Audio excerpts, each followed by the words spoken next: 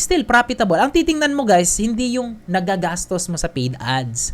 Ang lagi mong titingnan, magkano yung nilabas mo sa paid ads, pero magkano yung profit, magkano yung bumalik. Welcome back dito sa aking YouTube channel. My name is J. Gregorio. Nakabase ako dito sa Cavite. Dati kong OFW way back 2015. And nung umuwi ako ng Pilipinas, I tried multiple businesses. May mga business na nag-succeed, may mga business na nag-fail. But ang pinaka-importante sa lahat at lagi kong sinasabi, yung hindi tayo sumusuko sa mga bagay na gusto nating makuha. And right now, I'm very passionate sa pagtulong sa mga kapwa nating kababayan kung paano magsisimula at magpapalago ng kanilang mga negosyo. So bago tayo magsimula dito sa ating topic sa video, may tanong ako sa'yo. Pwede mo tong sagutin, magpo-post ako ng ilang segundo. Okay? Ito yung tanong ko. C, L, B. Beam Victory. Okay? Ano yung sagot doon? Pwede mong i-type sa ibaba ng video na to. Okay? Post. Type mo sa baba ng video na to. Okay? Good. Nakapag-post ka na. Next question. C, A, C. Okay? Post. Lagay mo yung sagot sa ibaba ng video na to. And let's proceed. Next. C, P, C.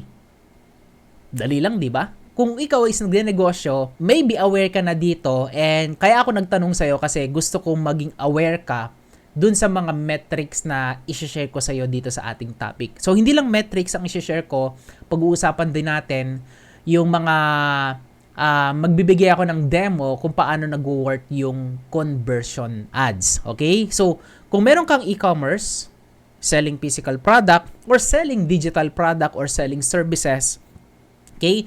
Real estate, anumang negosyo mo na nasa online at gumagamit ka ng, at kailangan mo ng leads, kailangan mo ng sales, applicable sa'yo yung pag-uusapan natin ngayon. So, bakit importante yung mga metrics na to? So, dito sa papakita ko sa'yo guys, is meron akong ginagamit na tool na kung saan, dito sa tool na to, na-identify ko yung magkano yung kikitain or magkano yung gagastusin and magkano yung matitira dun sa paid ads. So, itong example na to na pinapakita ko sa iyo, as you can see here, is a digital product. I'm selling a low ticket product. So, sa mga wala pang idea, ano ba, low ticket na yung Coach J, ticket ba yan sa sinihan? Hindi. Low ticket means ito yung front-end product, mababang produkto na pwedeng pre-taste or yung iba naman, paid siya, but sobrang baba lang niya.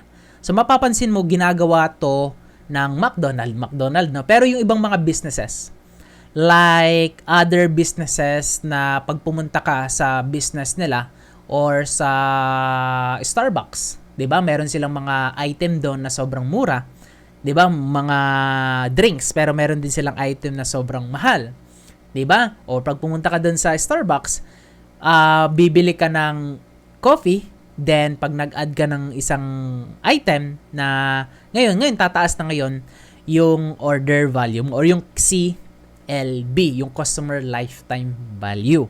So, yun. Ngayon, dito sa papakita ko sa'yo, dito sa low ticket na to na ipinapakita ko sa'yo. So, let's say, you're selling a digital product and then yung product mo is sobrang baba lang, low ticket offer. Okay? Let's say, dito sa ads mo, let's say gumagamit ka ng ads, nagpipaid ads ka, kung organic naman yan, walang problema. Pero, para makompute natin, lagyan natin ng paid ads. So, dito, isa-set natin, manually, isa-set natin dito yung number of clicks, 10,000 clicks. And then, Facebook ads yung source natin, okay? Tapos, clicks, okay? Cost per click, ito na yung CPC, ayan, cost per click. So, 10 pesos, approximately mga 10 pesos yung nakukuha ko, pero 5 average. Okay, 10 pesos na lang natin. Tapos, ang gagawin natin dito sa product, isa-set natin magkano ba yung ino-offer mo. So, let's say nag-o-offer ka ng product, ako worth 499. Meron akong digital product na worth 499. So, merong 1, ito yung low ticket, tapos ito naman yung mid ticket sa back end. Nilagay ko lang 1%, okay, ng mid ticket ko sa back end. So, okay, good na to. Tapos, ang gagawin natin dyan is i-click natin tong simulate. So, mapapansin mo dito, after kong i-click yung simulate, ayan, here, isusum natin ng konti. Ito yung low ticket. Okay, ito yung sales. Ayan, tapos ito daw yung sales. So, medyo mababa pa to guys. Itong mid ticket kasi medyo mataas din yan. So, mga 3% ganon yung conversion. So, 1% ang nailagay ko. So, kung papalitan natin yon, so let's say 2.5 na lang. Walang 0.5 eh. So 3%. Okay. So not 30%. Ayan, 3%. Save. Double check natin. Yes, 3%. Then simulate ulit natin. Alright, good.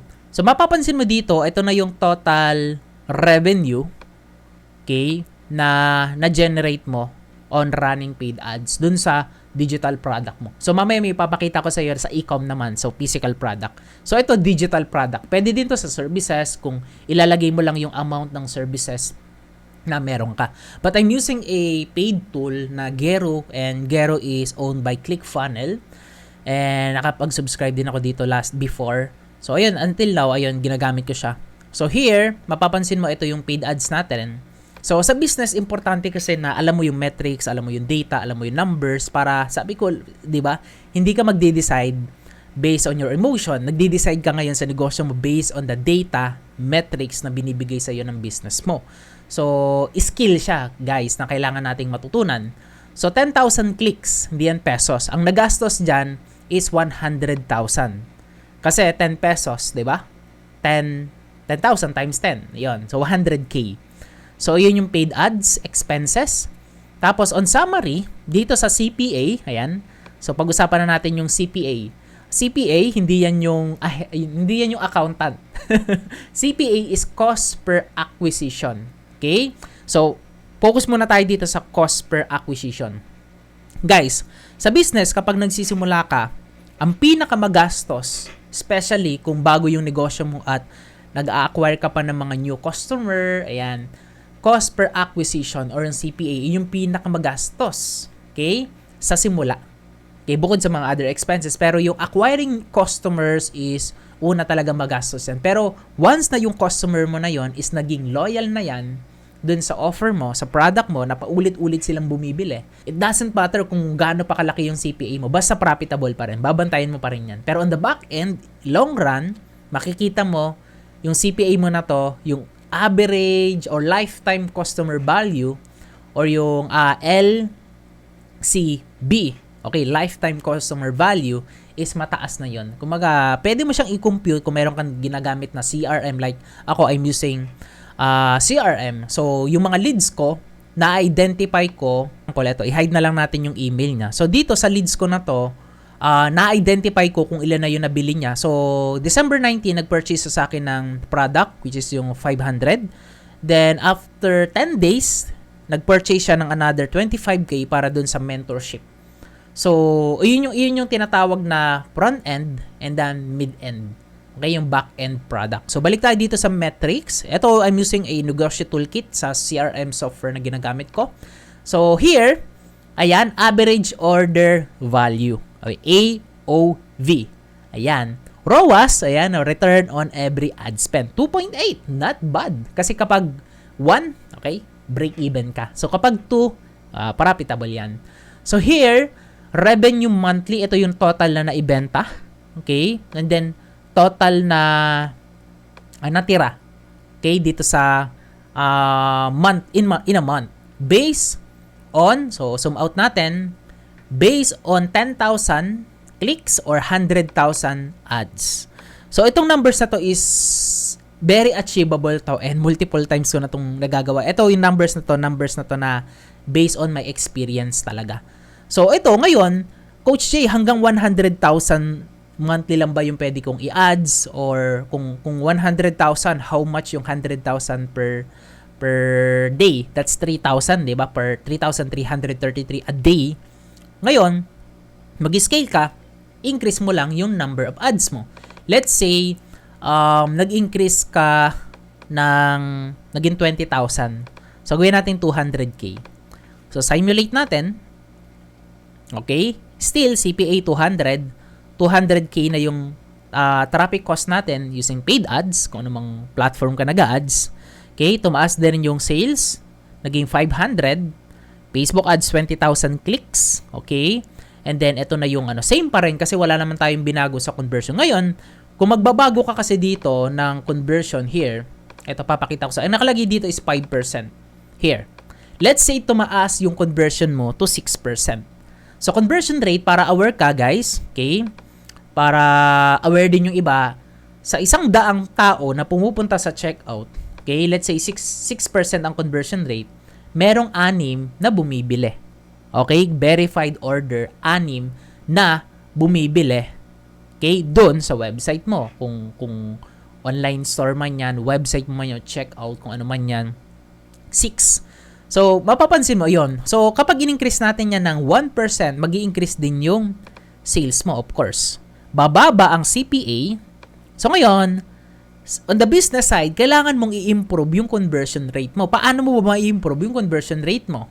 By creating or implementing yung mga different approach like positioning your offer as an irresistible, positioning your landing page, your website na high converting, na talagang mapapabili sila kapag nakita yung landing page mo. Positioning your landing page na kumpleto lahat nandun. Merong testimonials, merong frequently asked questions, and so on. Yung mga importanteng ingredients para mag-work yung landing page mo. So, one of example na pwede ko ma-share sa'yo, landing page to. Hindi to sa akin, but isa to sa mga, kumbaga, minomonitor natin. And hindi siya naka-base sa Philippines, guys. And i-hide ko na lang yung domain niya. Ito yung product niya. So, makikita mo sa product niya, pag land mo pa lang sa landing page, ang unang mo makikita, okay, nag-work to, urgency. Last day to grab this. Maraming gumagawa nito, and tingin ko wala namang mali dito sa approach na to, kasi nga, urgency to, strategy to, para matulungan mo sila na bumili dun sa offer mo. And malaking bagay to. Discount, okay naman to, i-apply mo yung discount. Yung iba nga, 90% discount eh. So, 70 is acceptable na yun. Iba naman, 50% discount. Kahit sa mall, okay guys, nangyayari to. Okay? Halos araw-araw, okay? Kahit walang bago, may sale talaga. Okay? Call to action, nag-stick siya dito sa call to action. Tapos mapapansin mo sa call to action niya, same color. And then same call to action. Order now, order now. Okay? Okay, social proof.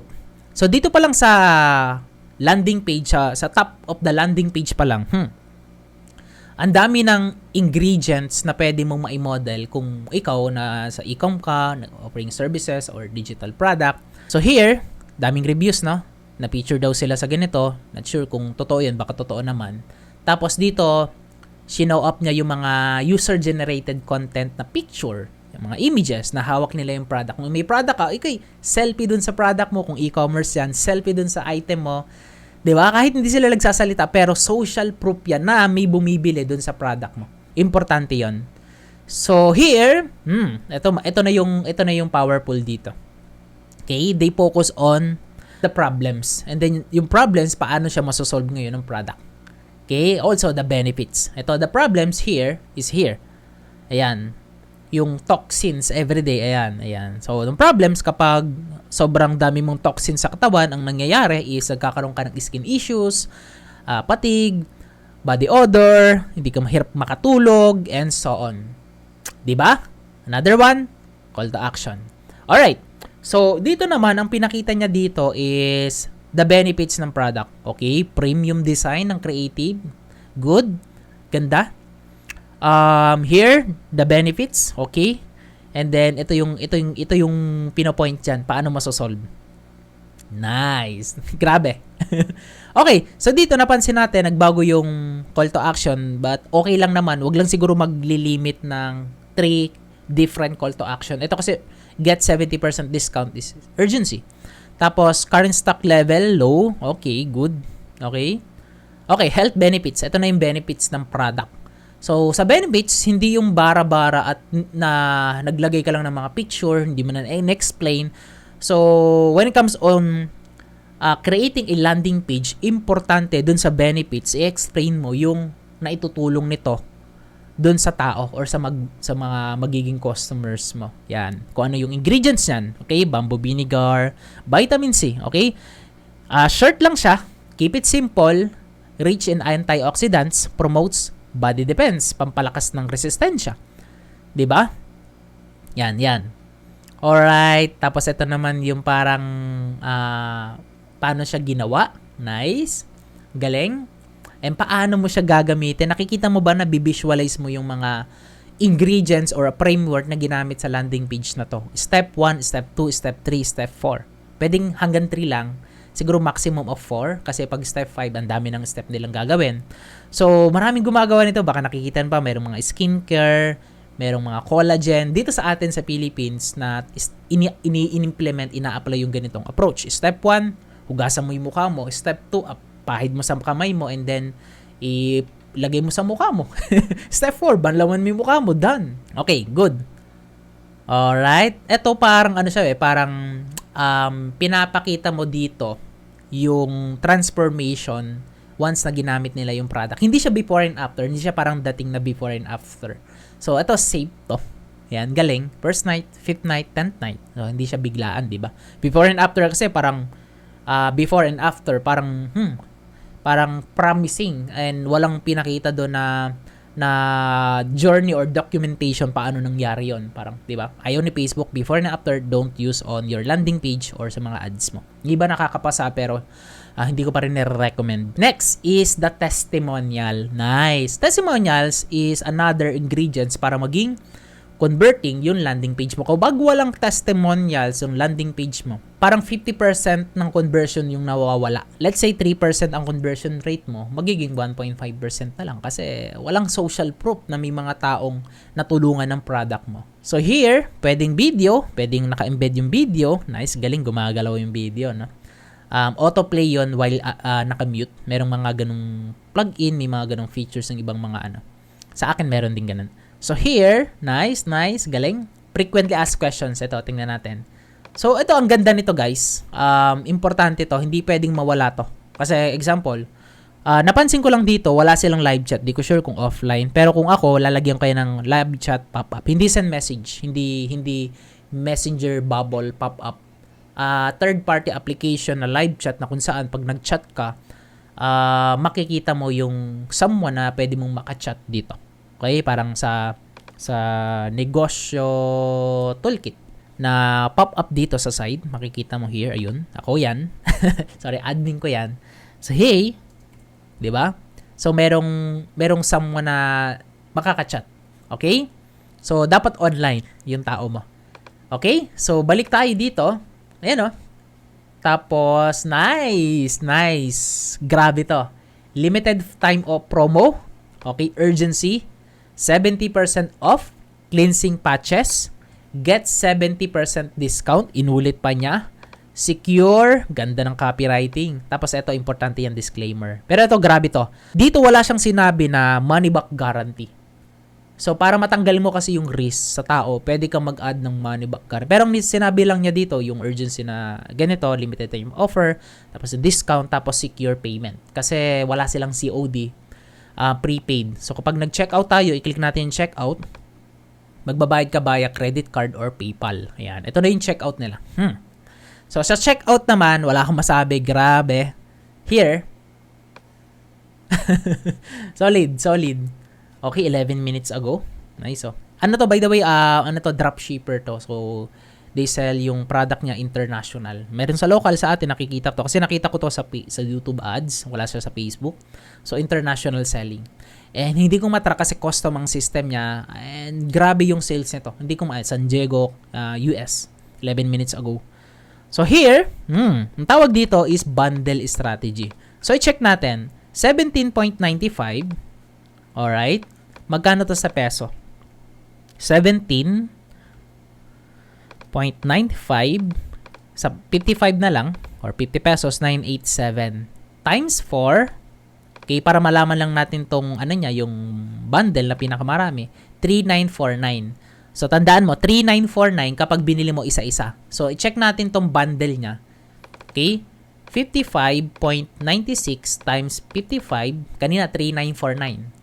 3,000 na lang, nakasave ka ng 900 pesos. 'Di ba? So ngayon, pag kinumpit mo yan, so ito, bibilin mo na yung 4 kasi bukod magbabayad ka pa ng shipping or process, so bilhin ka ng 4 para nakasave ka. And ngayon, dahil binili mo yung 4, tumaas na ngayon yung order. Instead na bumili ka lang ng isa na 900, naging 3,000 pa yung order value ng isang customer. Di ba? So here, ito importante to sa pag mag-accept kayo ng order, kailangan lahat ng details kinukuha, especially kapag e-commerce. Pag digital product, email lang, no need phone number, nasa sayo. And pangalan, pwedeng email lang wala nang pangalan, wala nang phone number, okay na 'yun. So dito, kapag e-com or services 'yan, okay, lahat ng importanteng details, phone number, hindi mawala yan kasi sa rider. Address, anong city, anong country, okay, province, and credit card payment. Sa atin, COD kasi. Meron din silang, Google Pay, solid. Tapos eto, ayan. Ano to, nakakatulong to guys, kung nag-accept kayo ng PayPal or credit card, maglagay kayo ng ganito.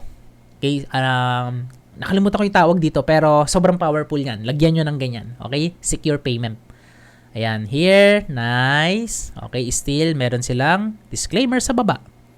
Yun yung sinasabi ko na you need to identify, okay, you need to position your landing page na converting, and hindi siya basta-basta. Kumbaga, inaaral siya and magkakaroon ka lang ng data kapag ginagawa mo na siya. So, nakita mo yung power ng pagkakaroon ng landing page. Okay, versus, okay, ayoko namang i-compare versus sa manual approach na ikaw yung nagsasagot sa inquiry at nag-offer ng product mo. Ito kasi is 24/7. Tawag ko dito is self-fulfillment. So, ibig sabihin, from ads, sila na yung bibili. Okay? So, ngayon, paano ko ngayon i-hack kung magkano yung naibebenta nito? Assuming lang. Okay? So, ang product niya, one pouch is 900. Magkikreate ako ng new project and then ipapakita ko sa iyo yung sales process. So, proceed tayo sa sales process. So, pinakita ko sa iyo yung parang sales process na rin yun. Pero, kailangan mo makita yung bird's eye view. Kung ako, magpapakonsult ka sa akin, ito yung ipapakita ko sa iyo. Ipapakita ko sa iyo yung posible na mangyari. Okay? Hindi kasi pwedeng, kumbaga, word of mouth lang. Hindi pwede yun. Kailangan mo ng proof na yung idea ba na to is nag-work. Okay? So, ganito ang gagawin natin. So, meron silang landing page. Balik tayo sa landing page. Ayan. So, merong landing page. So, ibig sabihin, mag-create tayo ng landing page. Pero bago yon, lagay muna tayo ng traffic entry. So, saan ang gagaling yung mga traffic na yun? So, dito sa traffic source, okay, add new. Let's say, YouTube ads, Facebook ads, nasa sayan. Tapos, search ko dito, YouTube ads. Okay, paid ads yan. So, let's say 10,000. Okay, magkano CPC? So, cost per click sa YouTube, mga 10 to 15 pesos yan. Medyo malaki yan. Sabi natin 10 pesos din. Ayan. Tapos, bago yon, close ko muna. Iset ko muna siya sa peso para magkaintindihan tayo. Kasi ang hirap i-compute ng US dollar. Nandito naman tayo. Ayan na. So, sa peso na tayo. Next is, magkikreate tayo ngayon ng sales page. Okay? Oh, you need to add a product first. So, product name, Tox, patches, 1 piece. 1 piece lang. Alright. So, ayan.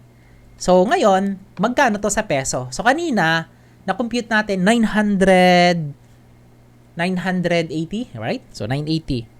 So, balikan natin yung ating calculator. Okay. 17.95 times 55. 987. Okay? So, 987. Okay? One time. Kasi kung one time, hindi naman siya recurring. Dito, maglalagay ka ng product cost. Kung e-com, so let's say, 20% ng, 20%. So, that's 200. Pwedeng, mas mataas pa dito, 30, 40. Depende naman yun sa supplier mo. Okay? So, 20% yung pinaka-save. Yan. Okay? Save. Okay? Tapos mag-add tayo ng another product. So, ito naman 2 piece. Add new. 2 pieces na. Parang chicken lang, no? Okay. Tapos, i-compute natin how much yung 2 piece. Chicken, no? 33.96. Okay? 33.96 times 55. 1867. So, wag na natin sama yung point. 1867. Okay? 1867. Alright. So, here, Product cost, dahil dalawa, 400 na. Diba? So, tinimes ko lang naman. Save. Another one, kasi apat bundle approach to eh. So, okay. Next. 3. Alright, 3 pieces chicken. Ayan. Alright, so lagyan natin 600. Tapos, how much? 45.96. 45.96 times 55. 2527. Alright. 2527. 2527. Yan. So, save.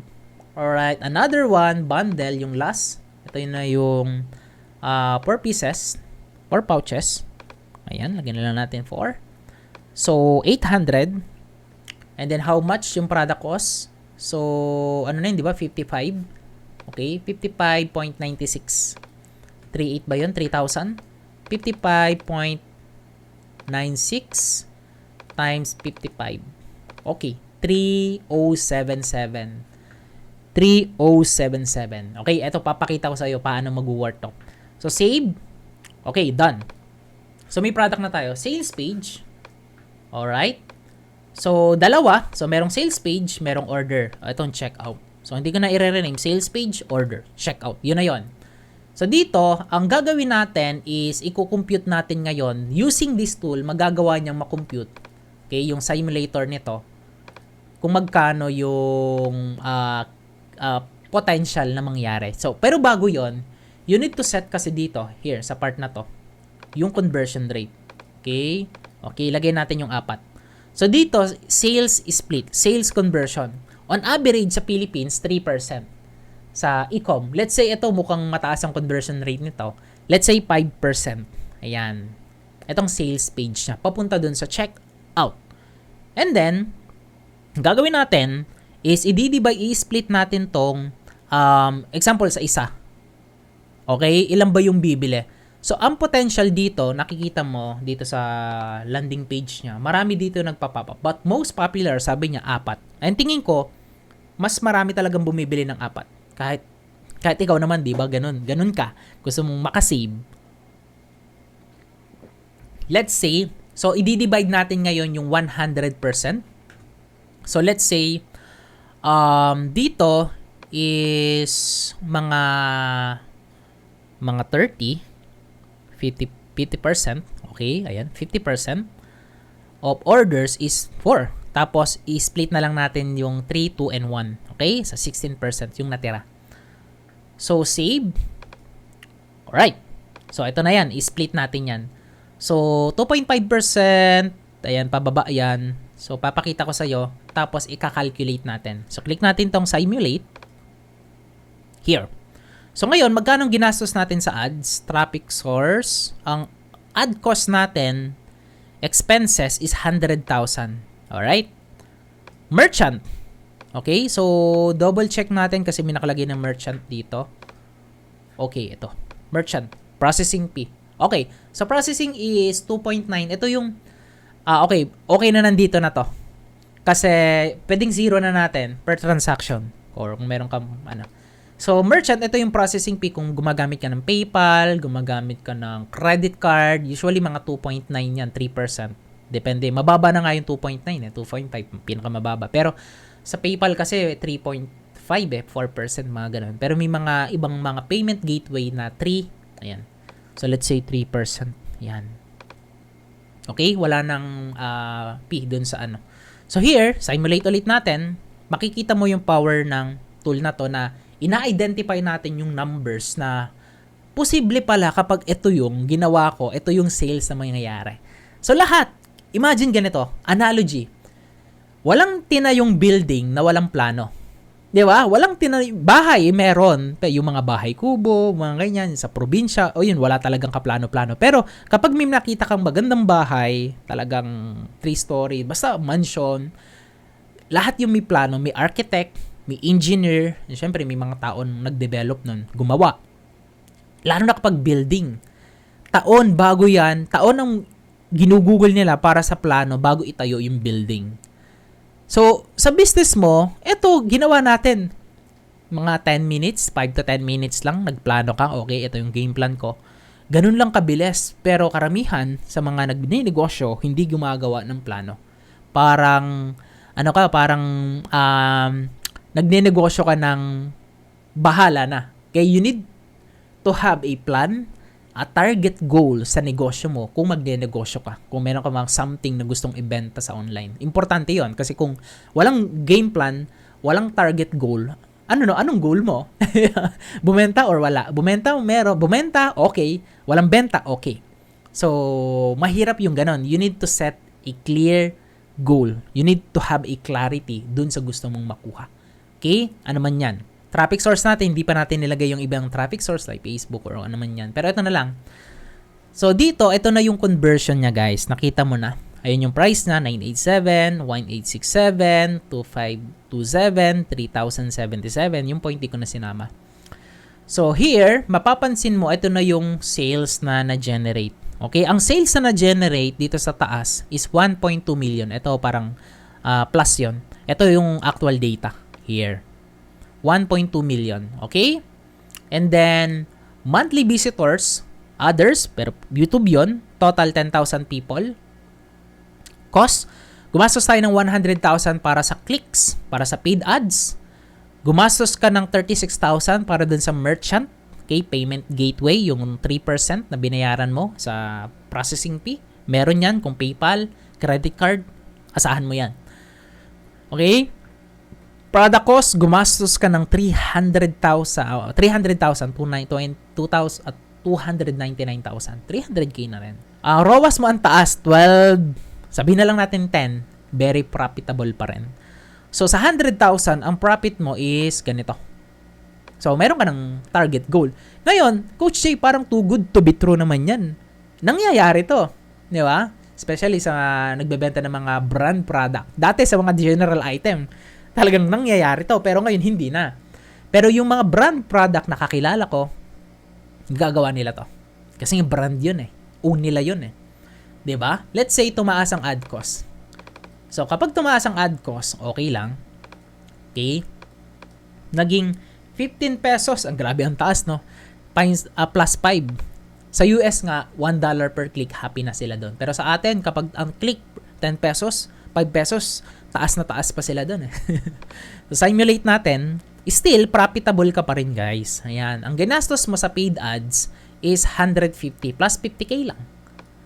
Still profitable. Ang titingnan mo guys, hindi yung nagagastos mo sa paid ads. Ang lagi mo titingnan, okay, magkano yung nilabas mo sa paid ads, pero magkano yung profit? Okay, magkano yung bumalik?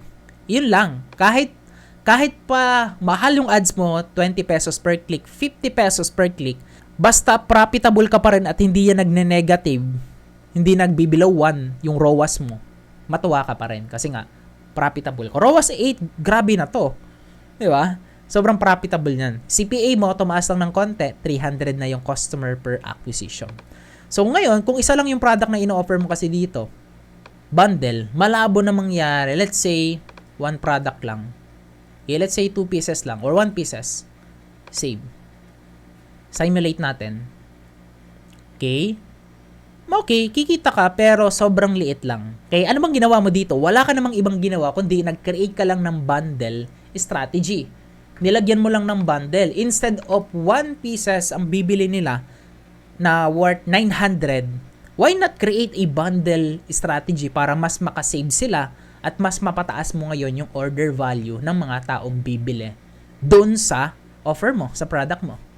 Diba? So, yun. So, ngayon, syempre, ibabalik lang natin yan. Add. Then, mag-ilang percent to? 50? Yan. 50%. Diba? Yun na yun. So, back from 200, increase ngayon. Wala kang ibang ginawa. Diba? Simple lang. Ngayon, sa conversion rate, mapapansin mo, magbabago-bago pa yan here. Here. Conversion rate na kasi natin is 5. Mataas yan. Let's say 3% bumaba. Okay lang. Simulate. Okay, still profitable. Bumaba ng konti. Per na lang yung ROAS, still profitable ka pa rin yan. Ngayon, ang babantayan mo is yung average conversion rate ng landing page mo. Kapag hindi mo to na-achieve yung 3% na industry rate, merong something or merong problema or baka meron kang kailangang i-adjust or i-tweak dun sa landing page mo. And magagawa mo lang yon by adding yung mga ingredients na pinakita ko sa iyo, having a testimonials, user-generated content, frequently asked questions, clear call to actions, talk about the benefits, not the features, talk about the problems and paano mo masosolve yung problems, and so on. So, marami pa akong gustong i-share sa iyo na tip when it comes on creating a landing page, selling physical products, selling landing page for digital product, but not enough yung time na to para ma-share ko sa'yo. Yun, mapupul lang kasi ang aking camera. So, yun. So, hopefully, nakatulong sa'yo yung shinare ko sa'yo na to na nakakuha ka ng idea. Oh, Coach J, ganun lang pala yun, oh. So, yung na-share ko sa'yo na to is ma-apply mo sa future business na sisimulan mo or sa existing business or product na binebenta mo. And if you have anything questions, no, happy ako kung magko-comment ka sa ibaba ng video na to ng katanungan mo or say thank you kung marami kang natutunan. And if you want to learn more pa, I have a mentorship program na ginawa, but this mentorship program is not available to anyone. So quick lang, you can go to jgregorio.com and then punta ka dito sa mentorship or pwede mo i-click to. Ayan, call to action, then nasa baba rin naman yan. Call to action. Okay? So ito, pag kinilik mo to, mapupunta ka sa mentorship page, which is yung application page na kung saan pwede kang mag-apply dito. So, meron siyang consultation. So, once na nakita mo na yung page na to, you can book a call. Okay? Select mo lang. Ako mismo yung makakausap mo dyan. Tapos, if you're earning or a monthly gross sa business mo, on average, 500 to 10 million plus per month, okay? Pwede ka dito. But, kung wala pa sa ganon yung sales ng business mo, not possible. This mentorship is exclusive only for business owners na talagang gustong mag-scale sa negosyo nila. Okay? Kung tingin mo hindi naman fit sa'yo yung mentorship ko na to dahil exclusive lang siya, limited lang to for limited people and business owners, I have a training na ginawa, and then yung mga training na yon is a membership. So kung saan sa membership na yon, ito yon yung online communities ng mga marketers, kagaya mo, business owners, kagaya natin. So dito, pag kinilik mo to, ma-access mo yung mga training na meron ako. So as of the moment, meron ditong 19, hindi ako nagkakamali, 19 to 20 courses na ma-access mo. For only, okay, magkano Coach J yan? One-time payment of $499. Ang goal ko is makapag-add pa ng value para sa'yo. Okay, kung kumita man ako, nagagamit ko yung para mas marami pa tayong ma-reach out ng mga kababayan natin. But, yung business ko talaga is on the back end na. I have a software, mentorship, and partnership sa mga iba't ibang business. So, yun na yung business ko. But my goal dito sa mga training, mga courses na ino-offer ko online is to educate you, add value, and makatulong yung mga training natin sa loob ng community. Alright?